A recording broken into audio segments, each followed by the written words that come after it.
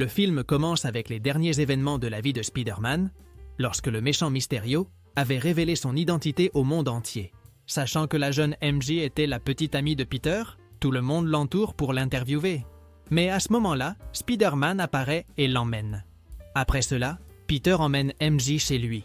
Et soudainement, Happy et Tante May apparaissent. Rapidement, Peter met des vêtements, puis essaie de fermer les fenêtres, car tout le monde sait où il habite. Cependant, lorsque Peter voit une nouvelle à la télévision, il se rend compte que plusieurs hélicoptères des autorités survolèrent son appartement. Pour aggraver la situation, le journaliste Jonah Jameson commence à parler mal de Peter, disant que c'est lui qui a éliminé Mysterio et qu'il est maintenant considéré comme un fugitif. Plus tard, dans la nuit, quelques policiers apparaissent et disent qu'ils sont là pour arrêter Peter. Lors d'un interrogatoire au commissariat, Peter essaie de s'expliquer en disant que Mysterio était le véritable méchant, mais personne ne le croit, surtout parce qu'ils disent que les drones trouvés près de Mysterio appartenaient à Stark Industries. De plus, les amis de Peter sont également interrogés, car les policiers pensaient qu'ils étaient complices de Spider-Man. Le lendemain, un avocat nommé Matt, qui était aussi un super-héros, parle avec Peter et lui dit que les autorités n'ont pas suffisamment de preuves contre lui, donc ils ne pourront pas l'arrêter. Pendant qu'ils discutaient, quelqu'un lance une brique par la fenêtre, mais grâce à ses puissants réflexes, Matt parvient à l'attraper. Plus tard, Peter et sa tante May déménagent chez Happy, parce qu'ils se rendent compte qu'ils ne pourront pas continuer à vivre au même endroit. Finalement, Peter va à l'école, et juste à l'entrée, il se retrouve face à une foule qui veut le voir. Dès qu'il parvient à entrer dans l'école, Peter remarque que même ses professeurs le traitent comme une célébrité, sauf un qui pense que Spider-Man est un méchant. Après cela, Peter marche dans les couloirs de l'école et s'attriste de voir que tous les étudiants le filment et prennent des photos. Plus tard, Peter retrouve MJ et son ami Ned sur le toit de l'école et ils commencent à parler de l'université. Pendant la conversation, Peter dit que tout ira bien et qu'ils seront acceptés à l'université. Mais MJ se montre un peu inquiète car elle pense que tout ira mal. Un jour, Tante May apparaît avec une enveloppe qui révélerait si Peter a été accepté ou non à l'université. Malheureusement, Peter découvre qu'il n'a pas été accepté, mais il ne se décourage pas pour autant et continue d'envoyer son CV. Finalement, Peter retrouve ses amis et ils décident d'ouvrir ensemble la lettre de l'université à laquelle ils essayèrent d'entrer. En lisant la lettre, MJ et Ned sont attristés car ils réalisent qu'ils n'ont pas été acceptés parce qu'ils sont amis avec Spider-Man. À ce moment-là, Peter se met en colère parce que ses amis sont pénalisés à cause de lui et il prévoit de faire quelque chose pour résoudre la situation. Soudain, Peter voit une décoration de magicien et une idée lui vient à l'esprit. Plus tard, Peter entre dans un manoir et là, il se rend compte que l'endroit est rempli de neige. Peu après, un portail s'ouvre et un magicien légendaire nommé Stephen en sort. En le voyant, Peter lui demande de l'aide et questionne s'il peut remonter le temps pour empêcher le méchant Mysterio de révéler sa véritable identité. En entendant cela, Stephen répond que non, car sans la pierre du temps, il ne peut pas voyager dans le passé. Cependant, Stephen finit par avoir une idée et lui dit que, pour aider Peter, il peut lancer un sort pour que tout le monde oublie qu'il est Spider-Man. À cet instant, l'ami de Stephen, nommé Wong, dit que le sort est très dangereux, mais le magicien insiste quand même. Après cela, Stephen emmène Peter dans une caverne cachée à l'intérieur du manoir et commence à préparer le sort. Au milieu du sort, Stephen révèle que tout le monde oubliera que Peter est Spider-Man. Mais en entendant cela, le jeune homme s'inquiète car il ne veut pas que MJ oublie qui il est. C'est pourquoi Stephen refait le sort, mais Peter l'interrompt à nouveau, disant qu'il ne veut pas non plus que ses amis ni sa tante l'oublient. Après que Peter interrompt Stephen plusieurs fois, le sort tourne mal et tout l'univers commence à s'effondrer. En utilisant ses pouvoirs, Stephen parvient à contenir la magie du sort et à la garder enfermée. Ensuite, Stephen, curieux, demande à Peter s'il avait contacté les universités pour demander une seconde chance. À sa surprise, Peter répond que non. Et agacé d'avoir presque détruit l'univers à cause de lui, Stephen le chasse de son manoir. Dehors, Peter appelle son ami Flash et lui demande de l'aide pour contacter la sous-directrice de l'université et faire en sorte que MJ et Ned soient acceptés. En entendant cela, Flash lui dit qu'elle se dirige vers l'aéroport et, en le sachant, Peter se précipite à sa poursuite. Peu après, Peter la trouve au milieu de la circulation et essaie de lui parler, mais il sent soudain qu'un danger approche. Rapidement, Peter enfile son costume et au loin, plusieurs tentacules métalliques émergent du sol. Alors, un puissant méchant nommé Otto apparaît et dit bonjour à Peter. Curieux, Peter lui demande qui il est, mais Otto est furieux, disant qu'il a détruit sa machine et qu'il avait le pouvoir du soleil dans la paume de ses mains. Malgré cela, Peter ne comprend pas de quoi il parle. Et perdant patience, Otto lance plusieurs voitures vers le héros. Bien que Peter parvienne à les esquiver, Otto l'attrape et le projette au loin. Ensuite, Otto dit qu'il aurait dû en finir avec la petite amie de Peter quand il en avait l'occasion. Et en entendant cela, le héros s'énerve et libère les griffes de son costume pour le vaincre. Le combat continue, mais, soudainement, le véhicule où se trouvait la sous-directrice commence à tomber du pont. En voyant cela, Peter cesse de se battre contre Otto et en lançant sa toile, parvient à empêcher la voiture de tomber avant qu'elle ne soit percutée par un train. Distrait, Otto attrape Peter et l'enferme dans l'une des bases du pont. Ensuite, Otto arrache une partie du costume de Peter et l'absorbe, découvrant qu'il est fait de nanotechnologie. Otto essaie de se débarrasser de Peter, mais il s'arrête en voyant son visage et est surpris de réaliser qu'il n'est pas le Spider-Man qu'il connaissait. Profitant du fait qu'Otto avait absorbé sa nanotechnologie, Peter active un mécanisme de son costume et commence à contrôler les bras mécaniques du méchant. Avec cela, Peter fait en sorte qu'Otto replace la voiture de la sous-directrice sur le pont et sauve sa vie. Lorsque Peter ouvre la porte du véhicule, la sous-directrice est impressionnée d'avoir été sauvée et promet qu'elle fera en sorte que lui et ses amis soient acceptés à l'université. Ensuite, Otto tente d'attaquer Peter, mais il ne peut pas, remarquant que ses bras mécaniques sont contrôlés par le héros. Alors que tout semblait aller bien, Peter ressent à nouveau un danger approchant et, en regardant au loin, il voit un autre méchant légendaire. Avant que le nouveau méchant ne puisse se battre contre lui, Peter entre dans un portail créé par Steven et se rend compte qu'il a été emmené dans une autre caverne. À cet endroit, Peter voit qu'Otto et d'autres méchants sont enfermés et Stephen, lui, révèle qu'ils appartiennent tous à un multivers. En entendant cela, le jeune homme est choqué d'apprendre que le multivers existe et Steven lui dit qu'en raison du sort raté qui essayait de faire oublier à tout le monde son identité, tous les méchants qui savaient que Peter est Spider-Man sont arrivés. À ce moment-là, Peter dit qu'il y a encore un méchant en liberté et Stephen lui ordonne de le capturer avec l'aide d'un bracelet doré qui les transporte directement à la prison de la caverne. Peter accepte rapidement la mission, mais dit qu'il aura besoin de l'aide de ses amis. Plus tard, Peter retrouve ses amis et Ned dit qu'il a repéré une créature volant dans la ville. En entendant cela, Peter pense que la créature est le méchant qu'il a vu auparavant. Mais soudainement, Otto interrompt la conversation, révélant que le bouffon vert, dont le nom était Norman, avait été éliminé il y a longtemps. Malgré cela, Peter insiste, et pendant la nuit, il suit les traces de la créature. En arrivant dans une forêt, Peter enquête sur le lieu, et peu après, il voit la créature, le méchant Electro, qui absorbait toute l'énergie du réseau électrique. À ce moment-là, Peter lance un rayon avec le bracelet pour attraper le méchant. Mais il échoue et finit par envoyer un arbre en prison. Après cela, Electro tente d'attaquer Peter. Et, tandis que le héros s'échappe, ses amis le guident pour éviter les éclairs. Soudain, Peter est touché et tombe au sol. Ensuite, Electro se prépare à en finir avec Peter. Mais à ce moment-là, un méchant nommé Flint apparaît et protège le héros avec une barrière de sable.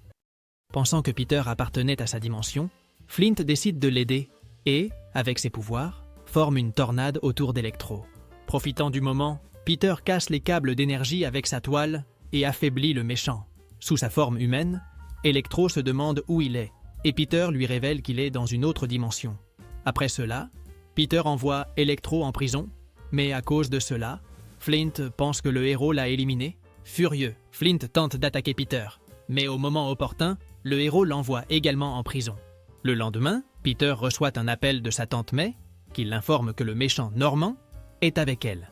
Inquiet qu'elle soit en danger, Peter se précipite vers elle, mais en la trouvant, il se rend compte que May était simplement en train de discuter avec Norman. À ce moment-là, Norman dit être confus, car tout ce qu'il connaît de son monde n'existe pas dans cette dimension. C'est pourquoi May parle avec Peter et lui dit qu'ils doivent l'aider, mais le jeune homme refuse, disant que Norman doit être envoyé en prison.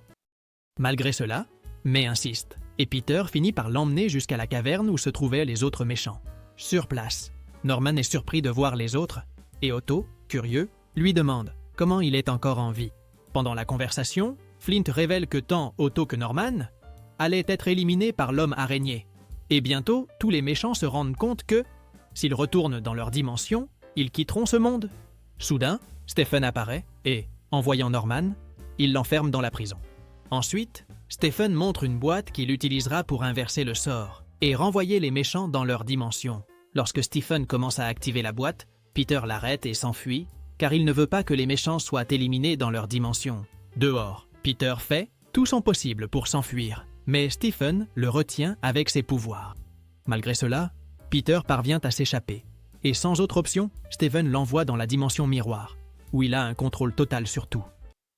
À un certain moment, Stephen parvient à récupérer la boîte et tente de retourner à la caverne, mais Peter se rend compte que la dimension miroir est composée de géométrie. Comme il est bon en mathématiques, Peter réussit à piéger Stephen et à récupérer la boîte. Mais avant de retourner à la caverne, il prend l'anneau du magicien. Après avoir laissé Stephen derrière, Peter remet la boîte à MJ, lui disant de la garder en lieu sûr et que, si quelque chose tourne mal, elle doit l'activer pour renvoyer tous les méchants dans leur dimension.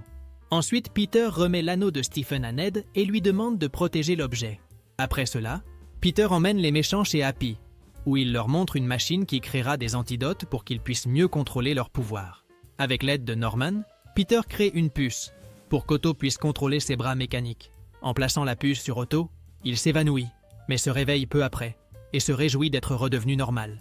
Ensuite, Peter essaie d'aider les autres méchants, mais pour une raison quelconque, il commence à sentir un danger approcher. Rapidement, Peter attrape Norman avec sa toile d'araignée et se rend compte qu'il est contrôlé par le bouffon vert. Bien qu'il soit piégé, Norman parvient à convaincre les autres méchants qu'ils doivent être ce qu'ils sont vraiment et qu'ils ne doivent pas permettre à Peter de les rendre normaux à nouveau. Inquiet, Peter ordonne à May de fuir avec l'antidote, qui pourrait ramener Norman à la normale, et Otto essaie de les aider. Mais Electro le projette dehors. Dehors, Jonah Jameson voit Otto et ordonne aux reporters de tout filmer. De retour avec Peter, il se bat contre Norman, mais il est en désavantage. Au rez-de-chaussée du bâtiment, Norman est sur le point d'éliminer Peter lorsque May apparaît soudainement et injecte l'antidote. Cependant, l'antidote ne fonctionne pas, et pour aggraver la situation, le planeur de Norman apparaît et frappe Tante May. Avant de partir, Norman lance une bombe sur place, qui finit par exploser. Par chance, Peter survit, mais comme May a été frappée par le planeur, elle est gravement blessée. Peu après, May finit par quitter ce monde, ce qui laisse Peter profondément dévasté. À ce moment-là, les autorités apparaissent, et Peter s'enfuit pour ne pas être arrêté. Pendant ce temps, MJ essaie de communiquer avec Peter, mais il ne répond pas. Alors, Ned dit qu'il aimerait beaucoup savoir où se trouve Peter, et, sans le vouloir, ouvre un portail avec l'anneau de Stephen. Pendant que le portail est ouvert, apparaît l'homme araignée. Mais ce n'était pas le Peter que Ned et MJ connaissaient, mais un autre Peter d'une autre dimension, qui dans la vie réelle s'appelle Andrew.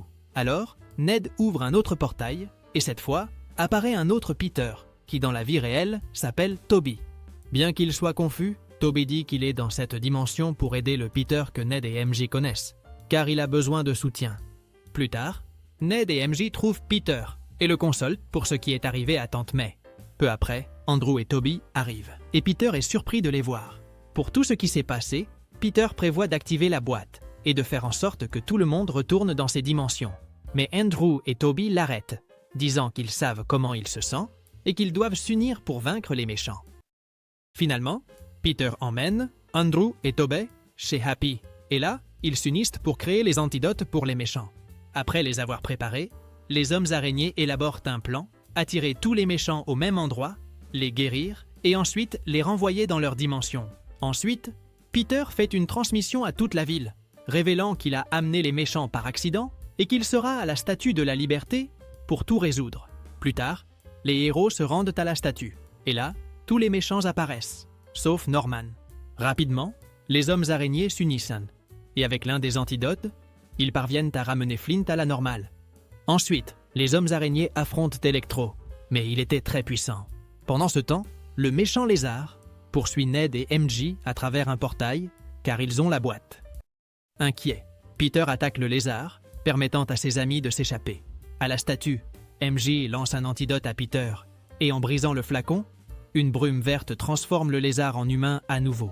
D'un autre côté, Andrew et Toby, sont attaqués par Electro, quand soudain Otto apparaît pour les aider et désactive les pouvoirs du méchant.